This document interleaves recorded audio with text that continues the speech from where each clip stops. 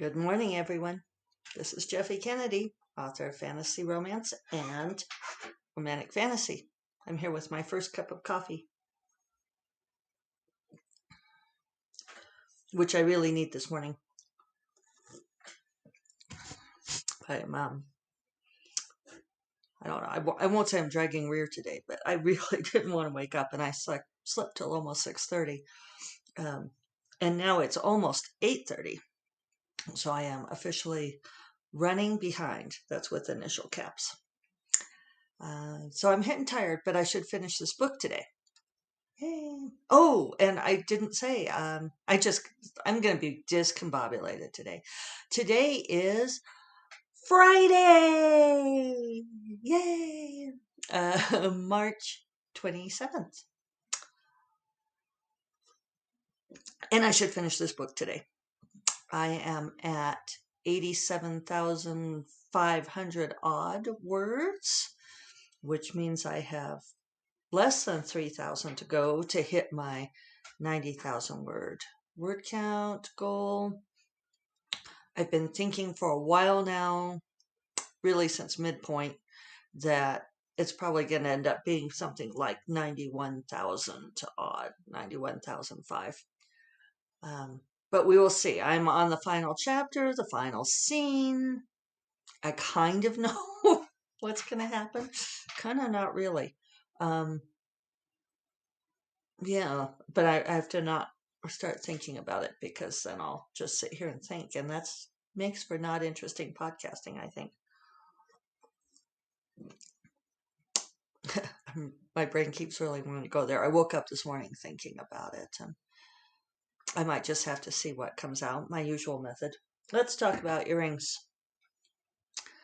I've had these earrings for a very, very long time. They are very simple vertical rectangles with a slight Indian vibe to it. It's set in silver with kind of a filigree frame, top and bottom, over a rectangle of lapis lazuli, which has long been one of my favorite stones.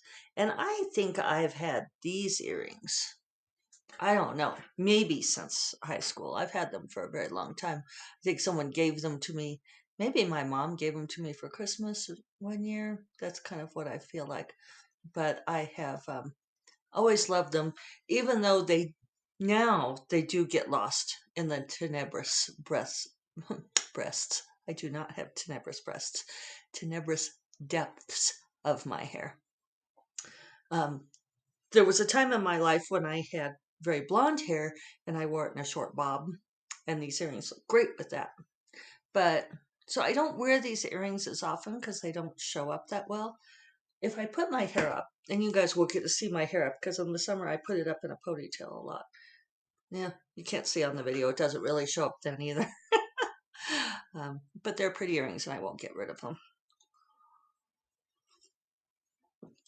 So, yeah, I'm all about finishing this book right now. I believe I'll give it to a couple of friends to read over the weekend, if they will, and then start revising on Monday. I don't think I'm going to take a day off. I think I'll turn right around and go back to the beginning, and I'm hoping that the beginning will be a fairly fast revise. I don't think there's going to be tons of revision. It's mostly tightening stuff up along the way. But, so one of the things about writing prophecies in fantasy is that you get to cheat, right? Because your characters, you can go back and fix things and seed things to lead up to the prophecy. It feels like cheating to me.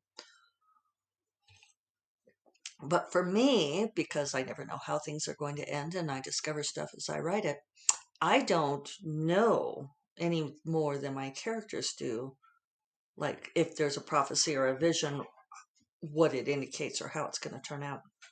So in this book, Sorceress, Queen, and the Pirate Rogue, Stella is a sorceress, hence the title, and she has some ability at foresight, although her talent for it isn't as strong as, say, Andy's. and she's had a vision of her future, which has been guiding her steps for a long time. And I haven't been quite sure, excuse me, what her vision of the future is. And now I'm at this final scene, and I think this final scene will be this thing that she's been seeing all along, this thing that she saw happening.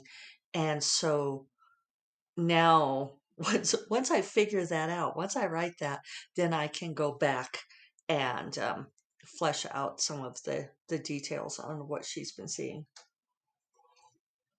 I'm sure it'll work out eventually, somehow. Cross our fingers.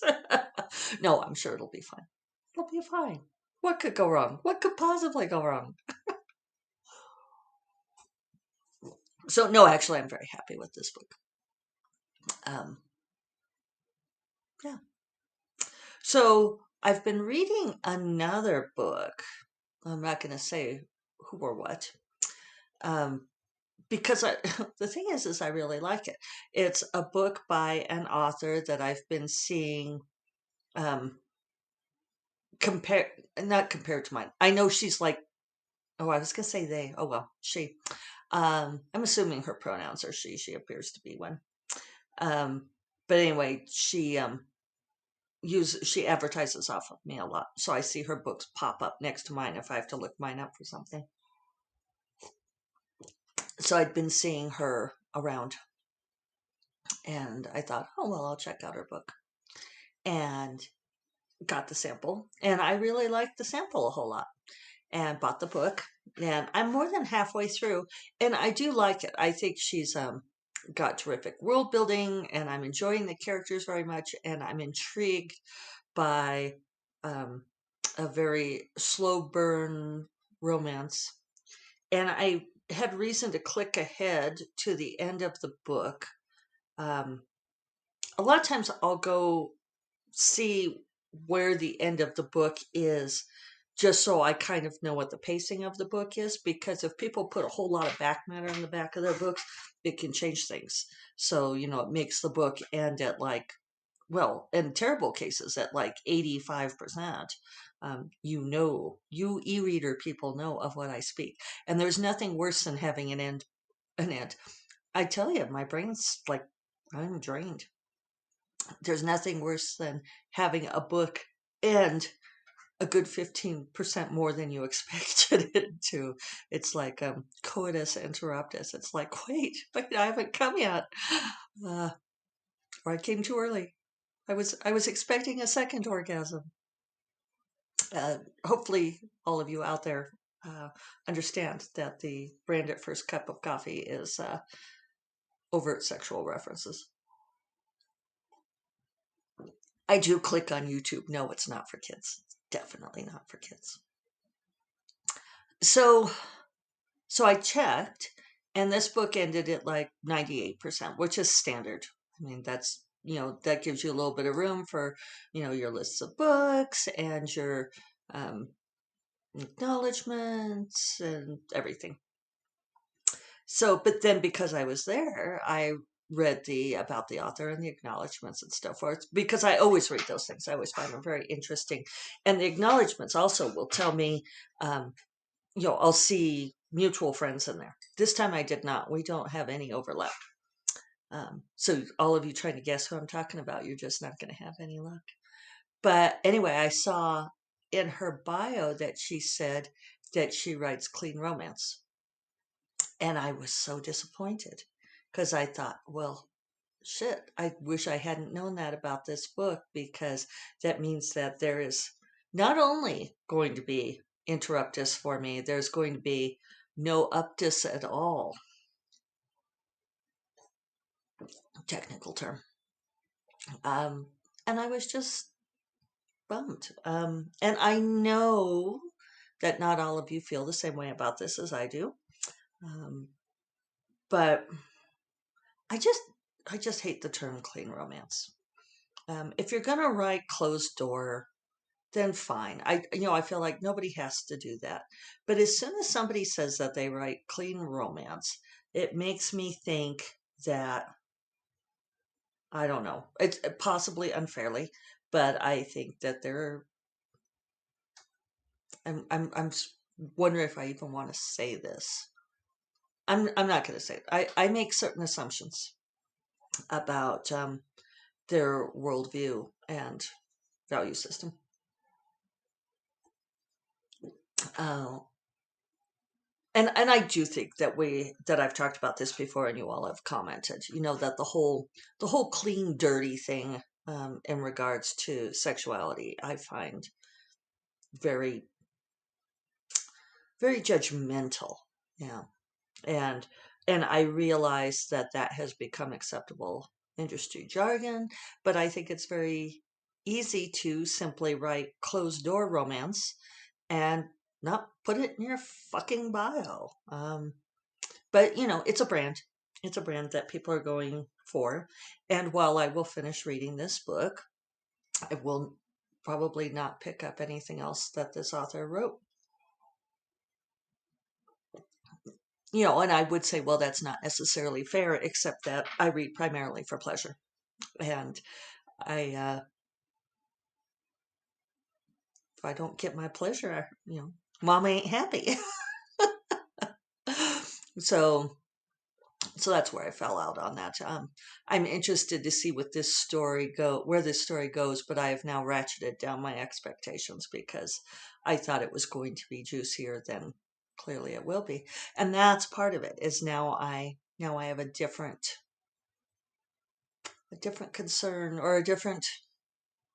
I don't know. I'm not going to get the ride I thought I was going to get. You guys, I thought it was like Space Mountain, and it turned out to be the carousel. And the carousel is great. I love a good carousel. I thought I was getting Space Mountain. Now I really want Space Mountain. I am debating whether to read A Court of Silver Flames, the Sarah J. Maas. Um, Corrine doesn't care for the A Court of Thorns and Roses, that whole series. I read the trilogy and I liked it quite a lot. I was disappointed in the last half of the third book. It just didn't. Um, it did a lot of things differently than what I had hoped, and I felt like you know she has the great advantage that she gets to write books as long as she wants to. Um, but I felt like a lot of it went on too long. And I'm actually very intrigued by A Court of Silver Flames because the heroine is unlikable, and I've seen a lot of readers saying that they did not like the book, and others saying, well, that they really did because they do like an unlikable heroine, which I do too. So I'm obviously, so I'm tempted to read it, but I don't know. It feels like I'm conflicted. It's isn't it funny? That's why we reread, right? Or why a lot of you reread. I don't often, but sometimes you just wanna, you want the ride that you want. If you're in the mood for Space Mountain, then that's what you want.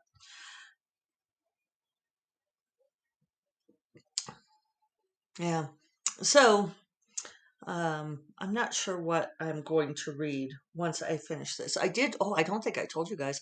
I did read Jennifer Eastep's Take Down the Throne, which is a real tease because that book doesn't come out for forever. So this is the second book in her Gargoyle Queen fantasy romance trilogy.